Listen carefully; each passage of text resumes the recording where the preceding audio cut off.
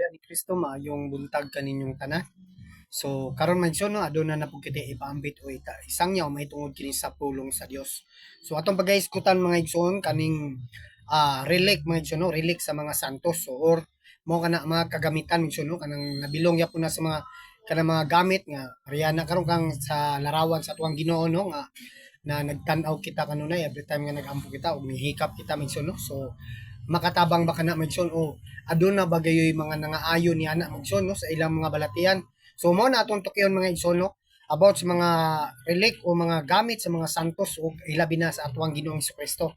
So ang relic mga igsoon is mo kana sa Bisaya nagpasabot ka na sumala sa Baltimore nga pagpanudlo numero 3 pahina 312 ang kabilin sa mga santos usa ka butang nga kabahin o naglambigit ka Ginoong Hesus o sa mga santos sama sa kabahin sa ilang mga lawas o sa biste nga ilang gisulob o uban nga kabahin sa mga santos. So ang Baltimore's Catechism mga igsoon mao kana ang katiguman sa tanang mga obispo no dito sa Baltimore, Maryland, USA sa tuig 1829.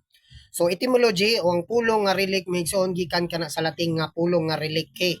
So meaning remain or something left behind sa Bisaya kabilin. So mo na may igsoon no. So biblical proof ta mga igsoon. So dinhi na to atong isayran nga kung unsa day ka importante na mga atong gipangbuhat din no hilabi na kato mga na prosesyon diyan no nga gipahid nila ang ilang mga panyo o gipahid sa ilang mga balatian ang uban mga igsoon kung buot gyud sa Dios nga maayo ka so ang mga kagamitan nga gigamit itong igsoon nakaayo mga igsoon no? So ato nang pamatudan o ato nang ipasabot dinhi sa balaang kasulatan diri sa Biblia sa New Testament o sa Old Testament mga igsoon no. So di na mga igsoon sa ikaduhang hari kapitulo 2 bersikulo 14 mention no ang kupo ni Elias mention no gihampak dito sa dagat ug na ay milagro mention. So mo na nga usa ka gamit sa usa ka balaan, usa ka propeta mention o usa ka apostoles mo na nagamit gayud mga igsoon no. So atong basahon dinhi sa balaang kasulatan mention no para makita ninyo ug masundan ninyo mga igsoon no.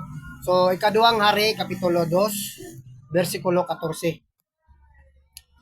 So atong i-highlights mo no para mas maklaro o makita ninyo. So nga nagaingon din unya gihampak niya ang tubig sa kupo ni Elias ug miingon siya hain man ang Ginoo, ang Dios ni Elias. Sa dihang gihampak niya ang tubig diha-diha nabahin ang tubig ug milabang niini si Eliseo. So mo na migso no ang relic o ang isa ka gamitan sa usa ka propeta usa ka sumusunod sa atong Ginoong Kristo so nagamit gayud migso no. So pinaagi sa ilang mga butang mention no. So mao na dinha sa tuwang simbahang Katoliko mention no adunay mga paghikap dinha, adunay mga pagampo di, adunay mga pagtanaw sa larawan.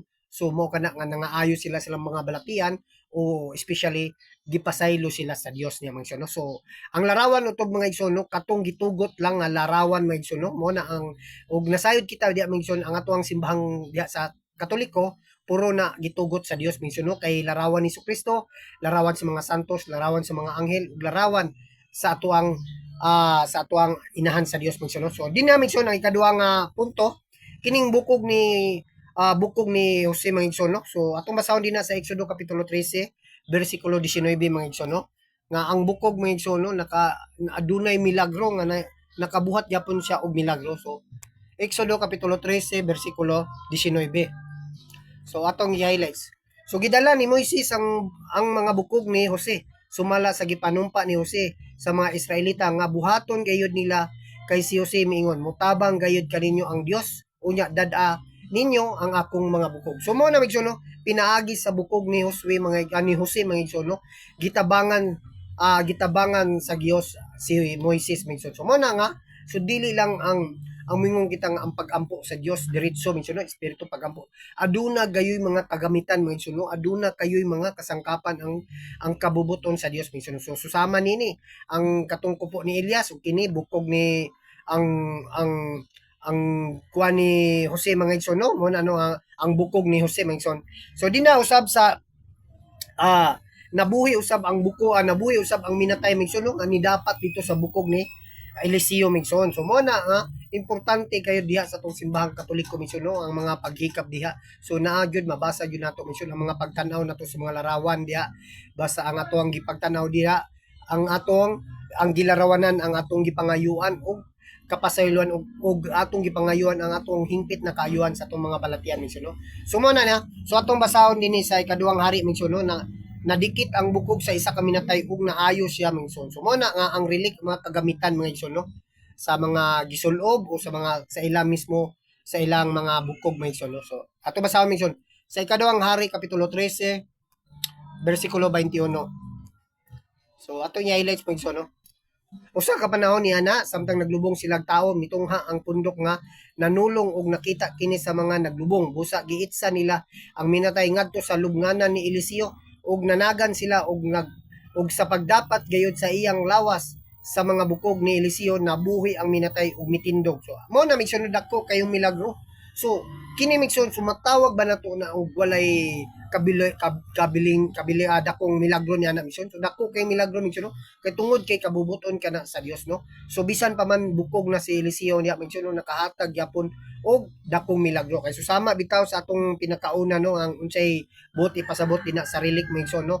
Ang relic mo kana ang mga kagamitan susama ato sa New Testament mission no maabot taon niya nga mismo ang larawan ang gamit ni Jesucristo o ang laylay nga sinina ni Jesucristo nakaayo og masakiton mi no.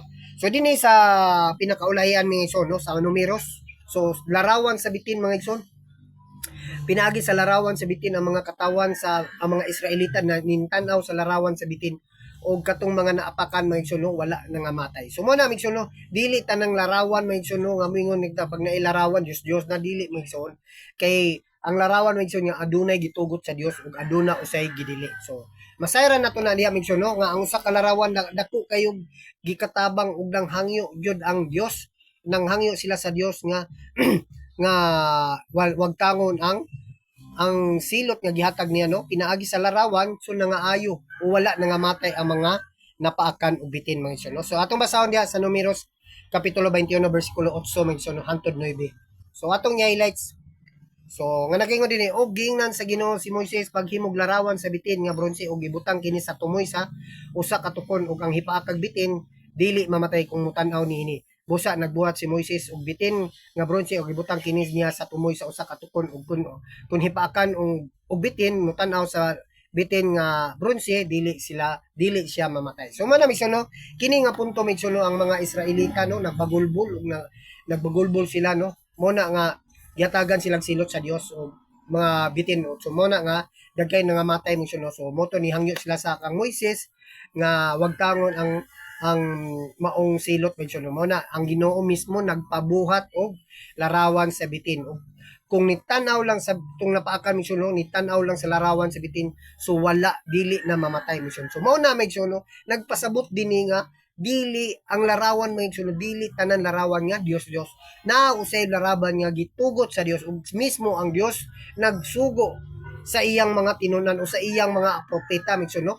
Si Moises dili lang sa bitin usa utong niagi usab no sa Exodo 25 no nga ang Ginoo nagsugo kang Moises og pagbuhat og larawan sa mga anghel. So mo na ang punto nga dili tanan larawan gidili sa Dios. So dinita sa New Testament mga igsoon.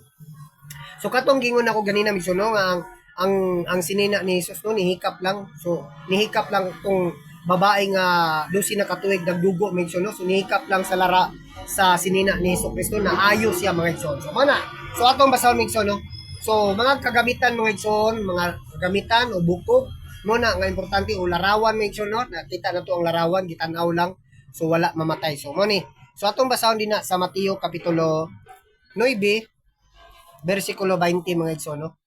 So mo ni ang usa ka babae mission no to atong i-highlight. So unya usa ka babae nga nagantos tungod sa iyang pagsigig dugo sulod sa napulog duha ka tuig midul sa saluyon ni Hesus umingon siya sa kaugalingon so nagkuan sa siyang kaugalingon mission no. So kun makahikap lang ako sa biste ni Hesus siguradong mamaayo ako. Unya gihikap niya ang sidsid sa biste ni Hesus. So mo na nga sa 22 mga igsoon no milingi si Hesus ug nakita niya ang babae umingon siya ayaw kabala ka anak ang imong pagsalig maoy nakaayo kanimo og gidiha-diha dayon naayo ang babae. So mo na migsoon no dili sa tanang panahon nga ang mga larawan so kung mutanaw lang ta sa larawan migsoon no Munya ang atong pagsalig sa Dios nga nasa langit misyon nga mamaayo kita sa atong susama sa atong ipangbuhat din misyon muhikap kita sa larawan niya. Naghangyo kita sa Dios nga tuwa sa langit nga unta mamaayo ang atong mga balatian. So sama nini no bisan pa ang babae naghikap sa bisti ni Jesus no nya ang pagtuo ni so ang pagtuo sa babae nga mamaayo sa so kini may no adunay dakong pagtuo ang babae sama sa atong gibuhat diha sa simbahang Katoliko no naggunit kita sa mga larawan o nagtanaw kita sa larawan sa tuang Ginoong Kristo so naghangyo ta diha kaniya pinaagi sa pagtanaw sa larawan ug ang gilarawanan nga tuwa sa langit nga si Kristo mo na atong gihangyuan migsuno nga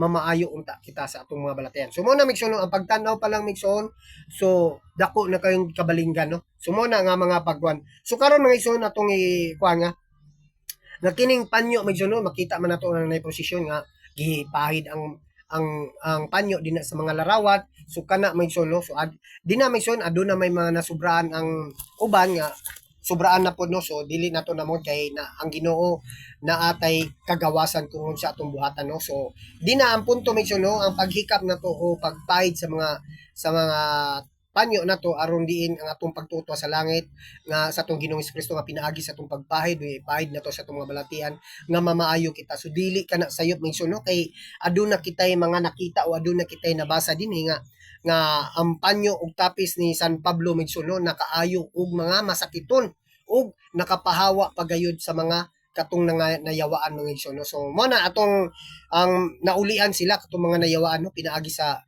gamit sa panyo ug ni sa tapis ni San Pablo Medsuno. So atong basahon mga igsoon no.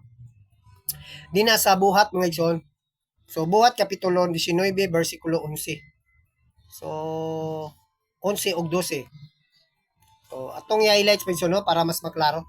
Nga nagaingon din nagbuhat ang Dios og talagsaong mga milagro pinaagi kang Pablo bisan ang mga panyo ug mga tapis nga iyang gigamit gidala ngadto sa mga masakiton ug naayo ang ilang mga sakit ug nanggula gikan kanila ang mga daotang espiritu. So mao kana maigsoon no. So usa ka gamit sa tuang apostoles so si San Pablo Migsono nga gigamit sa pagpaayo sa mga masakiton so nangaayo mga igsoon so susama sa atong ginabuhat din na nanay prosesyon diha o diha sa simbahang Katoliko sulod no nga larawan natong Ginoong Kristo atong gipahid ang atong mga kapanyuan diha unihikap na ta diha Migsono so ang atong pagtuo Migsoon nga mamaayo kita sumala din na Migsono ang makapaayo kanato ang pagdakong pagtuo sa atoang Dios Migsono apan dili mauna ang larawan ang atoang gisimba Migsono kun dili ang gilarawanan Migsono ang Dios nga tuwa sa langit apan gihimo lang kina sila mga igsoon kay para aduna kata susama sa bitin Migsono anay larawan nagpabuhat ang Dios mo na nga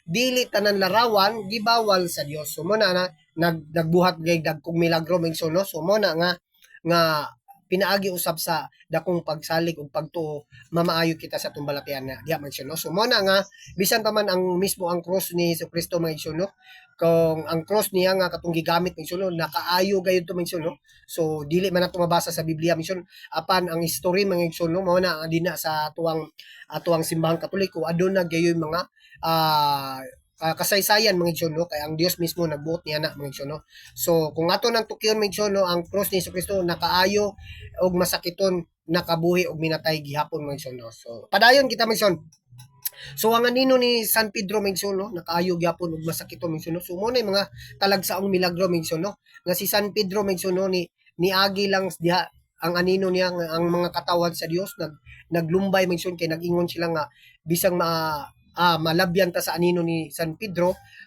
ni Pedro mamaayo kita sa atong balatian so mao man na migsoon nangaayo gyud mga igsoon no so atong basahon para makita gyud ninyo migsoon no so naagyapon niya siya sa buhat migsoon no buhat kapitulo 5 bersikulo 15 so dinay masayra na to migsoon no dili lang mga kagamitan dili lang mga bukog mismo pati ang anino migsoon no so dili lang usab ang larawan naa gyud tanan mga igsoon kining tanan is biblical kayo so atong basahon so nga nakaingon dinhi tungod sa gibuhat sa mga apostoles ang mga masakiton gidala ngadto sa kadalanan ug gipahigda sa mga lantay ug sa mga banig basin na lamang og malandungan sila sa anino ni Pedro inig-agi niya so mo na migsoon nga kay tungod niya na migsoon daghan kayo ug mo na nga daghan kayo nga nangaayo dinha sa 16 misyon atong basahon og nangabot ang daghang tawo gikan sa kalugsuran sa kasikbit sa Jerusalem nga nagdala silang masakiton ug mga iyawan ug nangaayo silang tanan. So mo na maigsoon no, katong mga nayawaan ug mga masakiton nga naglumbay sa kadalanan pag-agi si San Pedro maigsoon no, nangaayo silang tanan. So mo na maigsoon no, nga unsa day kaimportante ang relic o kagamitan sa mga apostoles o mga sinugo sa Dios o mismo ang atuang Ginoong Kristo no. So mo na nga kini ato mga kaigsunan nga mga mingon sila nga tanan larawan Dios Dios so dili mga igsoon no, kay nasayod kita nga aduna kitay nabasa nga nangaayog yun silang tanan so ug wala na ug gitugot na sa Dios mismo mga igsoon no, kay mismo ang Dios nagbuot niya na mismo. So mao lang kato maigsoon o nanginaw kita nga unta aduna kamoy gamayng pagtulunan na katunan may tungod sa pulong sa Dios ug pagtulon ng isip katoliko misyon no. So sublihan ko pag-usab maayong buntag kaniyong tanan ug dalaygon ng Dios. God bless.